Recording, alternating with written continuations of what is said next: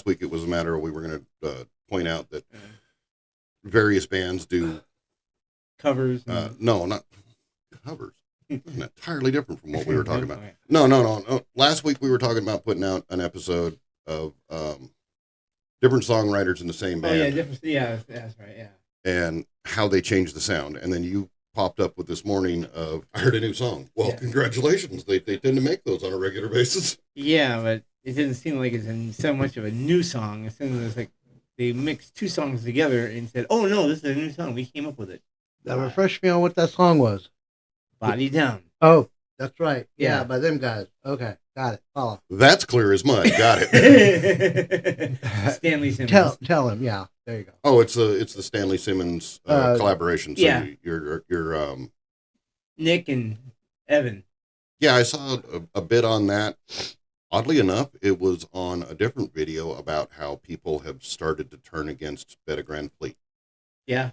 Yeah, apparently their people are starting to get very discouraged with what they say and just some of the things that don't necessarily work along with what they're putting out there. Well, yeah, actually, I've heard news about that. The fact that Jake and Josh have kind of split ways because they're the twin brothers. Right. Are we recording this? Mm-hmm. Okay. So, I told you I was going to start recording as soon as we came in. We'll just erase everything else. Right. That's why I told him not to talk until we got in the studio. Yeah, because once we get going, it's like we should have recorded that. Yeah.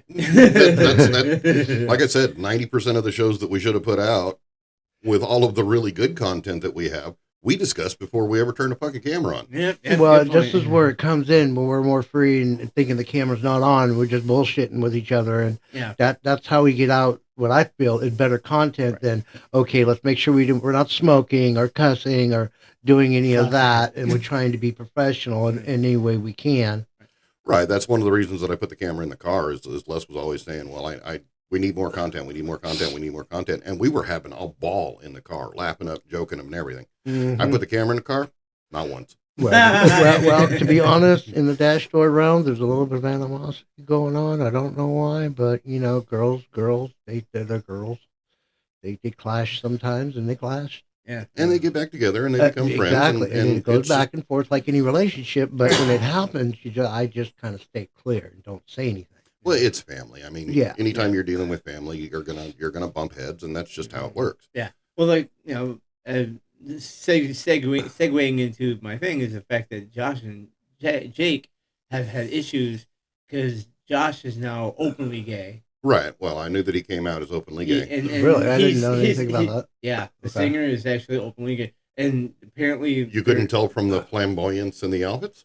I couldn't tell from the good singing. I wasn't even paying attention. And that's what it comes down to. When it comes down to your sexuality in music, it makes no difference. If your song is good, your song is good. Yeah. He's a hell of a great singer. Right. That's what I was focused on. I had no clue he was gay. It doesn't really matter. Yeah. But, apparently they're having issues with that. So Jake actually went out and got his another band. So he's been playing with another band for like the past year and a half or something. They already got totally just ditched the dude or what? No, they didn't ditch. They just kind of took a break type of thing. He's off playing guitar for another band. Again, side gig or something. Side gig, yeah. Again, their family. It's the guitar player, the lead singer, and the bassist are all brothers. Mm-hmm. The drummer is one. No, wait, we're talking about Van Fleet, right? Yeah. Okay. Yeah. The drummer is a friend of theirs from school.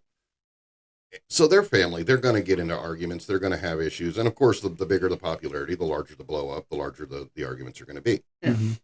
That's just part of what it is. No, I was referring to there's been they did a lot of interviews saying that they had no idea about this or they had no. Remember I was telling you, they grew up with the same thing that their parents grew up with.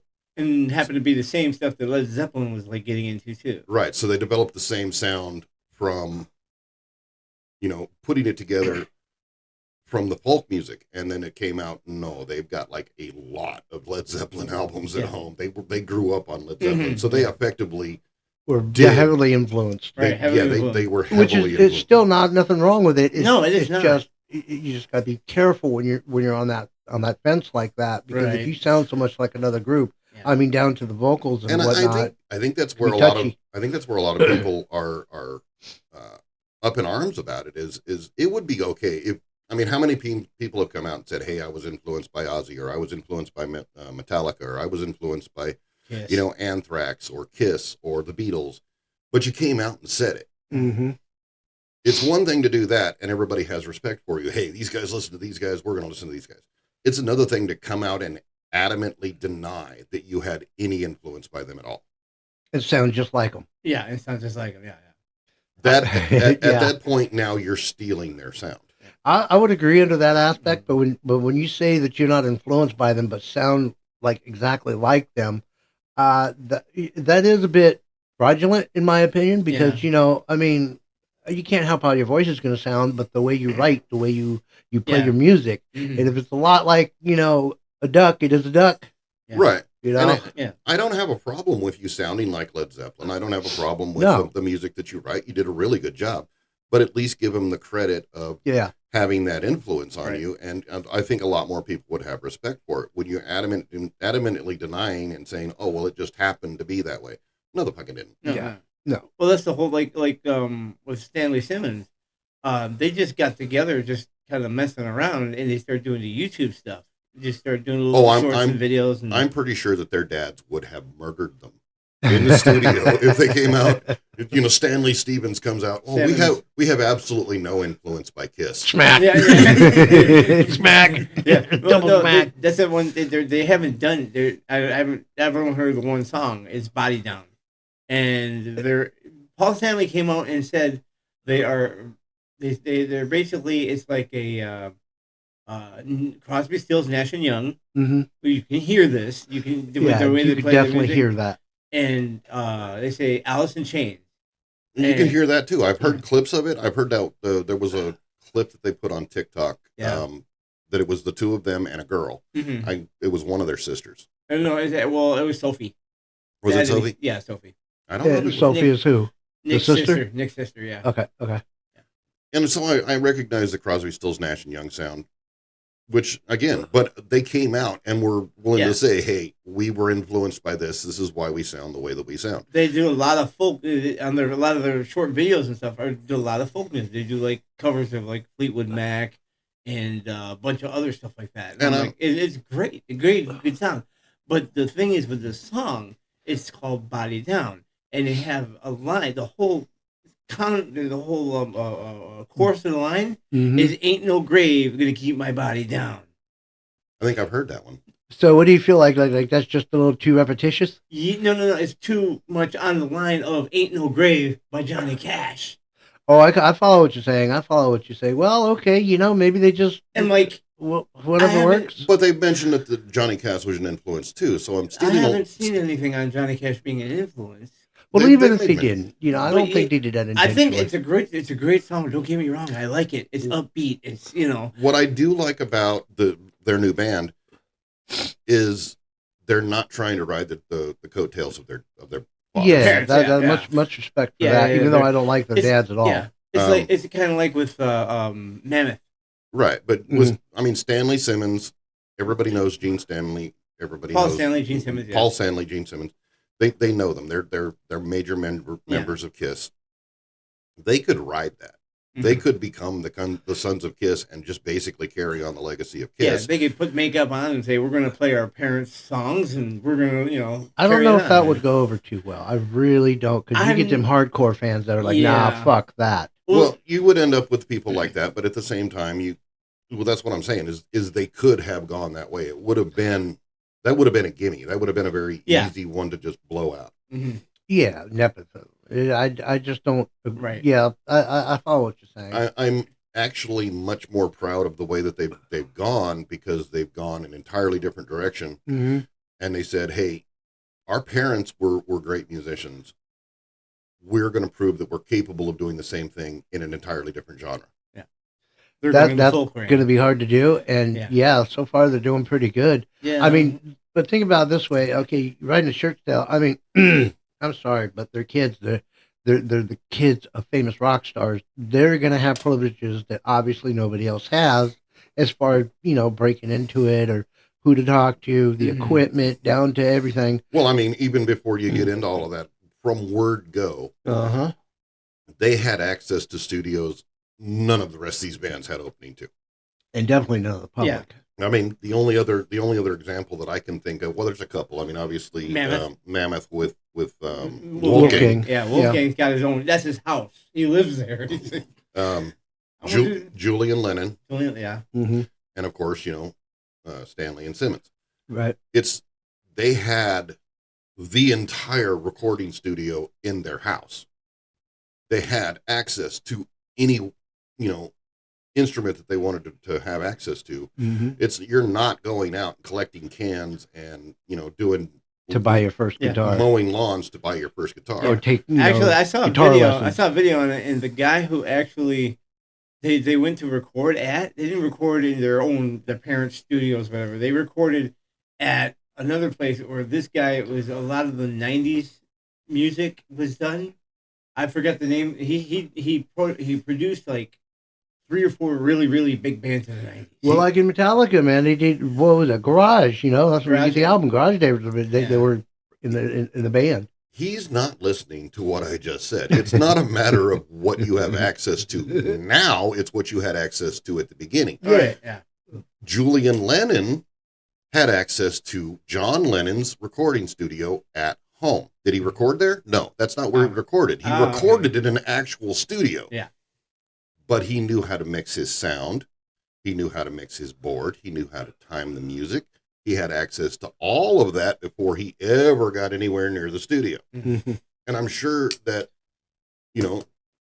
Stanley and Simmons had access to the same thing. Absolutely. Again, you're not going to go to my garage and turn on the mixing board and start recording and figure it out, because there's fucking not one there. Yeah. You got to start from the beginning. Yeah. My son isn't going to go out to the shed and fire up the recording studio because, again, there's not one there. No. But in the same sense, he can go out to the garage and build himself a fucking motor because the tools are there. Yeah. So he's got that to work with because his father's a mechanic. So it follows the same line. I mean, but that's what I'm saying is even though they are putting the effort in and they have, proven that they're capable, I would agree with John. They had advantages that not everybody else had. Eddie Vedder didn't suddenly have a Les Paul to play. He Eddie Vedder or Eddie Van Halen? No, Eddie Vedder. Oh, Eddie Vedder. When he started with Chris Cornell and Pearl Jam, Temple of the Dog at the start. Temple of the Dog, yeah. He didn't have a Gretsch. He didn't have.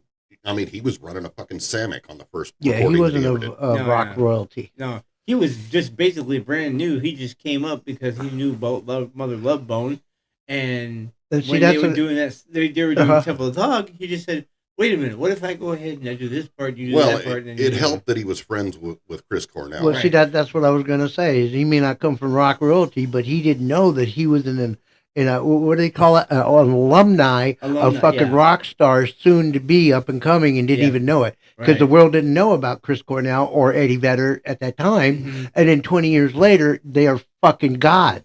Yeah, I mean, Janie Lane and all those guys that came from that same area, they were all friends, so at least they had the advantage of helping each other out.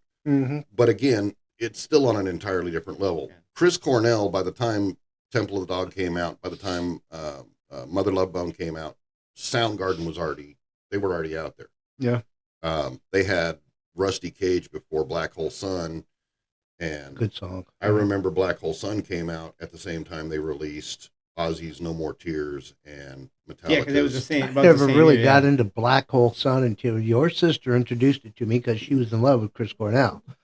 And I'm like, who the fuck is this motherfucker? So I go listen to this bitch. Of course, I'm dogging this motherfucker every chance I get. Yeah. But she's like, but you aren't Chris. Fucker. You're right, I'm not. Well, that's the whole, because I remember when they came out with, they had Outshine. I saw Outshine, I'm like, this is fucking cool. And it rocks. I'm like, this is cool. Yeah. Black Hole Sun was a really good album. And I remember it because I went to the Metallica concert in Albuquerque. Soundgarden was there, and there was a bunch of other bands that were there. And so I remember that it came out right around 92, 93, which is the same time that Metallica's Black Album came out. Symphony of Destruction by Megadeth came out. Those are good years because I remember seeing that concert twice, and I saw the Megadeth one live with White Zombie and Pantera opening. Yeah, Yeah. I wasn't too much of into the '90s kind of thing, but it was actually a pretty good decade because that was the year I met your wife and we got married. That was the highlight of the whole thing. But the music, I'm always the one to look back later and say, "Gee, that was good. Thanks for joining the party." And A decade late. a decade basically, late. yeah, same thing with me. But in the meantime, I bitch and complain about it and tear it apart until I realize maybe it does get me. I got to admit it. It's actually not too bad. Yeah, it's not too bad. Well, fuck, I like disco. Fuck, man, I rock with that shit all the time. And funk music, I love funk music, man. I just get down with it. Well, disco, I was like, when I was growing up, I had the Village People shirt. Well, that's again, I run through random music all the time. Last week I was listening to Outlaw Blues. I think I was. We went through that in the playlist in the car, I believe. Yeah, I was playing out. Thank God, because we were playing so much Christmas music. We were doing Breaking Rust and JD Vance and things like that. And then this week, I decided to go with Nordic women folk music. That what you're checking out now? That's what I dug some up because I wanted to show some to Les, and they're actually pretty decent songs. Let's check those out. Well, that would be. It's hard to name. Yeah, no, because even if you could, I don't think you can pronounce it. Huh? That'd be Celtic women. Okay, no, it would not be Celtic women. I don't listen to that. That's what Tammy listens to. I mean, if you were trying to name the single artist, if there's a single artist out there, making that music, I bet you couldn't pronounce their name. Yeah, right. Well, no, the thing is that Celtic Women has got like 5 different women, and they all sing differently, different songs and stuff like that. But that's basically the start of the whole thing. Well, here's some of because this is the playlist that I was playing for Les. Okay, is that all the Celtic songs? It's just a lot of women singers. Okay. I mean, obviously you've got Olivia Rodrigo and Megan Trainor, and but you've got Jax, and then Mythborn is the one that I was having less listen to. The Iron in Her Heart, and then Esme Rose, which your wife said she already knew the song, so you've probably heard it. Probably. My wife loved that song. She thought that was great. Who's it by? Well, it's Esme Rose, but the name of the song I can't say on YouTube. Oh, okay. Fair enough. It's Blank Being a Princess. Oh, okay. Well, I don't see why. I see other people doing it, but that's other people. Anyway, womp. I figured it out. All right. That's kind of a cool title, though. Again, it caught me off guard, and I'm like, oh, well, that sounds like, let's listen to this. And then I listened to it, and then I'm like, oh, my wife would love this song. And sure enough, she loved the song. Yeah. She had me listen to it probably 5 times in a row on the way home. Yeah, I believe it. I believe it. So that's completely away from the topic. That's just where we started for the day. Yeah. That's how we do it. Yep. That is, we get, but that's why I wanted to record before we actually started and just, did the whole intro and everything. And maybe I'll figure a way to add it in afterwards. I have no idea. Maybe a short, like you were talking about before, you can make maybe 1 or 2 shorts out of it. No. I'll probably be able to break this up in all kinds of shorts because we've got some various different moments. I'm saying that, the like, follow, subscribe. Oh, yeah. Maybe we'll just put it in the end. I don't care.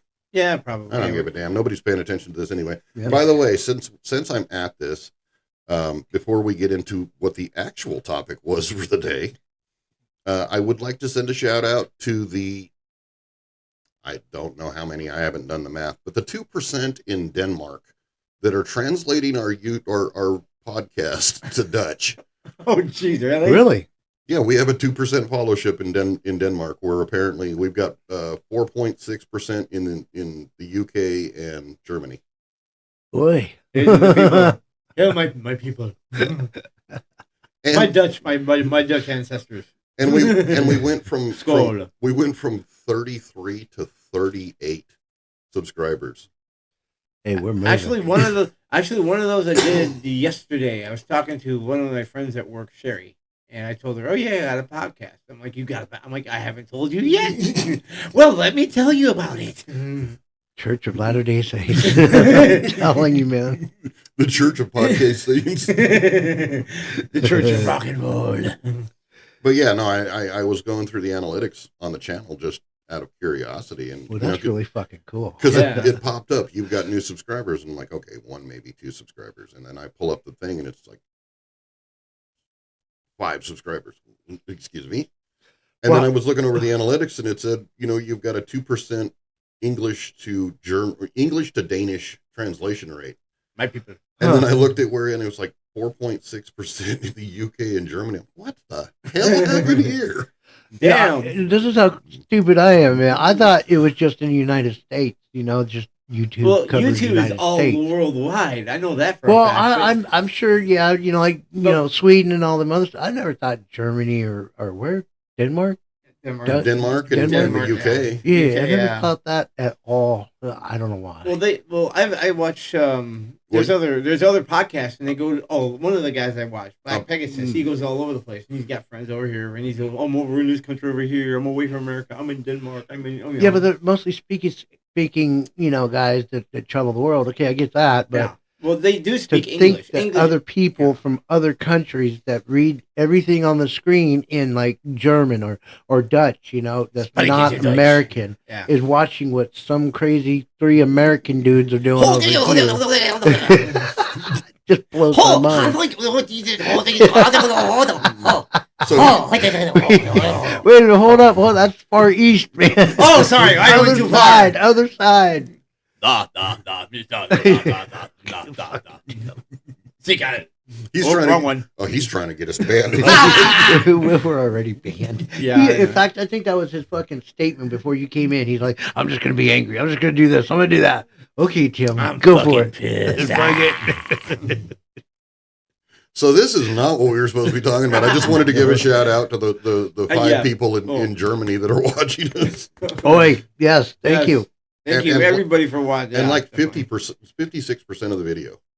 So they didn't even stick around for a little bit of it. They watched a lot of it. Maybe they don't have good television there, because we are not good television. I need to start looking through the videos again and see what like the kind of the comments and stuff. Like go through back the old ones and go check the comments. And maybe it's Olga reporting from prison. Oh my God, that John is so hot. Oh, I get up on it. Wait, I'm going Far East again. We're back to being bad. I want to put my big wooden shoes up your wall. Oh my God. Keep your sausage to yourself. Yeah. Keep your leading nerds. Keep your leading holes on, woman. So we were originally going to talk about the fact that there are bands out there that some of them have a single writer. Some have more than 2 writers, or some of them compilations. Some of them have several people that get involved in the writing. Some have a team, and they give credit for it. But like we were discussing, you can tell the difference when Marco Ayeta and Floriansen. Not Floriansen. Tarja. No, who's the other writer? Thomas. From Nightwish. When you listen to Marco write the songs, then it's very bass oriented. Yeah. When you listen to Thomas write the songs, it's very keyboard oriented. Mm-hmm. So you can tell the difference between who's writing what songs based on which instrument is the most prevalent in the song. Yeah. The Islander is obviously very much Marco Ayeta. Yeah. And Wish I Had an Angel is very much Thomas. Yeah. The same thing applies for Iron Maiden. Iron Maiden. Most of that's still written but you can tell. Well, Steve Harris, but then you have like Adrian Smith wrote "Wasted Years," which is one of their biggest hits, and it's very, very heavy guitar. Yeah, it's very. The thing of it is, though, is it's not really easy unless you're a Maiden fan to distinguish, who's writing what simply by the words of the music. You can in that band, in my opinion. Based on the music alone, you can, if it's very, very heavily guitar based, I can see Adrian Smith. Mm-hmm. It's like I think no, I'm not thinking, not Adrian Smith. Adrian. How about Steve? Steve Harris. Yeah, Steve Harris. If it's very, very bass oriented, The Trooper, Run to the Hills. You've got Ancient Mariner is the same way. He has his solo, but then you got a heavy fucking guitar solo as well. Well, he allows for them to add the guitar solos, but the main line of the music is Iron Maiden is super well known for their gallop, which they put in with the bass, then drums, and then it's followed in with the guitars. that is very much Steve Harris. Yeah. Right. When you get into Wasted Years, Somewhere in Time, that's very heavy guitar. You can tell that Adrian Smith. Well, yeah, you can mostly hear the guitar Yeah. being the front and center of it Yeah. all with the background. And it doesn't have that big gallop like the rest of the songs. It seems like Steve Harris is very fond of that gallop. It's been working for him. If it's not broke. So you have different bands that if you actually focus and pay attention and learn what these writers, what instrument they play, you'll see where they focus. And it makes sense. I'm not saying it's a bad thing. You play to your strengths. If you're the bass player in the band, you're gonna write heavy bass because that's the angle you're coming at it from. Exactly. Same thing with Adrian Smith. He's the guitarist. He's going to write it very heavily and come in because that's the way he's looking at it. Yeah. Bruce Dickinson. He knows how to play his mouth. That's about it. He does, but he has to fill in. You know what I'm saying? He has to add in that extra. I should check that out. But I think Seventh Son of the Seventh Son was. I think Bruce Dickinson had some parts of that because a lot of it is vocals. There's a lot of vocals with Seventh Son of the Seventh Wicker Man is also heavily vocals, and it's also Dickinson. Yeah. Well, most of their music, let's get tell it like it is. It's a lot of history based. But that falls back into you're going to play to your strengths when you're writing, and it's one of the things that we've noticed over the years is you can enjoy the music, it's great, but you can also tell which member of the band had the biggest influence in writing it. Yeah, because they played to their strengths. That doesn't work for all bands. No. Twisted Sister. There's a big story of Twisted Sister in the past where the various members of the band were writing different songs for the band, and it just seemed like a mess. And Dee Snider was like, "Why don't let me try writing one?" And he kind of organized it all. Yeah, they didn't have a leader at the time. I don't believe, as far as musically was going. I think he said he was 19 years old. They were having a party. He decided to sit down at the party and write a song. He wrote up a couple of different tunes, and everybody's like, "Oh yeah, he knows what the fuck he's doing. He's in charge of that from now on." Yeah, just leave it to him. Yeah. And they did pretty well. Oh yeah, they actually did. Well, that's why I've got a lot of respect. A lot of people look at Dee Snider and go, "Well, he's a moron." No, that dude is freaking brilliant. Yeah. Yeah, like the Stay Hungry album, that was good. Oh yeah. I like that one. Even before that, you had You Can't Kill Rock and Roll. Mm-hmm. That was good. Like Under the Blade, that's a freaking awesome song. Yeah. It is, but that's Under the Blade was that was written about, right? No, it's written about going to a dentist's office.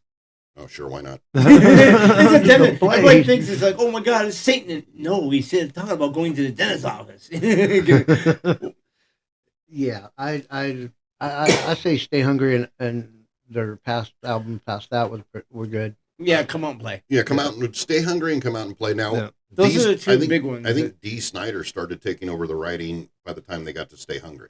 I think so, yeah. Yeah, because when you look at the inside the album cover and the sleeve, you'll see a lot of his name. Credit for the writing. Mm-hmm. Yeah, and then they only made like 2 more albums after that, and because he wanted to do his own stuff. He's had all these songs written up for Love Is for Suckers. Right. And then the record company goes, we need another album for the band. Let's let the band come in. And Dee Snider's like going, why? It's my song. I want to do my own thing.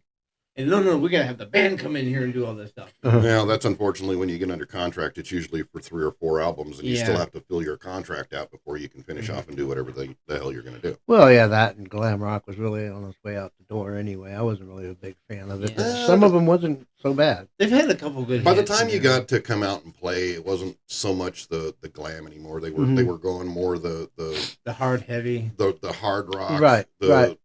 I'm talking like bands like Motley Crue, Poison, all them guys. They faded out pretty quick. With the fucking glam It's rock amazing thing. the fact that, a lot of these bands came out like, 85, 86, and it only lasted till like maybe 5 or 6 years. Well, that would be But during those 5 or 6 years, it seemed like a lifetime. Oh yeah, they cranked out some hits. Oh but my I think God. most of those bands and a lot stuck around, and they were still kicking out some pretty decent tunes until I would say 93, 94. Yeah, yeah. But that's right about the time that grunge came in. Grunge came out and kind of put a kink in the rope. But then again, it's one of those things I look back now and be like, well, it wasn't so bad. Yeah. You know, like there's still some that stuff, I'm sure I'm going to piss off a lot of people. I have never been a fan of Nirvana. Same here. Don't like them. They suck. And I'm not going to start. Now, I like Goo Goo Dolls, but I can't do Nirvana. One song, like "Smells Like Teen Spirit," was cool. No, that song was played to death. It was, but I never listened to it. Yeah, one song I do. The one song I like is Polly. Yeah, Polly. It's just an acoustic ditty. You know, doom. Well, the only thing good about Nirvana is Foo. Yeah, that's what came out of it. Foo Fighters. Oh, Foo Fighters. The Foo Fighters. Yeah. Yes, Foo Fighters. He's back. Yeah, Dave Grohl. Yeah. Dave Grohl, yeah. He came out, got his own band going, and picked up like nothing was even in his way. Well, just, but boom. According to him, he had a rough time until he got that going because he was still he did over the fact that his friend just killed himself. Yeah. So I get that, but I mean, as far as being able to go past that and become successful like he has takes a lot. And David Grohl has come out, and I mean, he interacts with the fans. He brings them up on stage. He sings along. He's an all around great entertainer and great guy along with it. So I think he's just done immensely. Yeah, he has lost some of his popularity since it came out with the whole extra baby thing. Well, to be quite honest, I think Nirvana was holding him back. Yeah. From his potential, just from him. And now, if nothing had happened to Kurt, and he was still alive today. Yeah, I think even if Kurt Cobain was still alive and Nirvana was still doing it, I think it would have been better for Dave Grohl to go his separate way because he would have. He just did so much better. Yeah, I think he would have. They had a thing on there, or they were doing a podcast where they were talking to Dave Grohl, and apparently they had the other guitar player that was playing with Kurt when they did their acoustic jam thing. Well, one day him and Kurt were walking backstage, and they started hearing guitar playing. And look, and it's Dave Grohl playing on the guitar, and they're like, "Damn, he's better than both of us," But then again, Dave Grohl is a drummer. He's always been a drummer. I think Dave Grohl was. He's another one of those. I think he was a bass player that took over the drums. No, he was a drummer. He said that the first thing he actually started out was with the drums. So a lot of his music, as we're getting back into subject again, the fact that a lot of his music is drum based. Well, and it makes sense. I mean, he's looking at it he's got to come from his angle of attack. Yeah. Yep. Much like with Wolfgang, because Wolfgang was a drummer first. Well, hey, look, guys, it is. Yes. Yeah. Well, so anyway, we're gonna go ahead and close this out. We had a lot more fun with this, just being able to randomly kind of do whatever. Randomly BS everything. So for those of you who have recently started following us, we really do appreciate it. Send us comments. We would love to hear about it. If you want to support us, there's a place to buy us a coffee. Which, a beer. I mean, with the amount of Monster we drink, more caffeine is probably always appreciated. Yeah, anyway, to keep us awake. Like, follow, subscribe, share us out to friends if you think we're complete idiots. Like, that would be a great opportunity. Hey, see these idiots who are talking, And we do appreciate you hanging out with us again. Yes, we greatly appreciate you. Thank you very much. Thank you very much. We will let you guys go for the day. Yep. Bye. Later.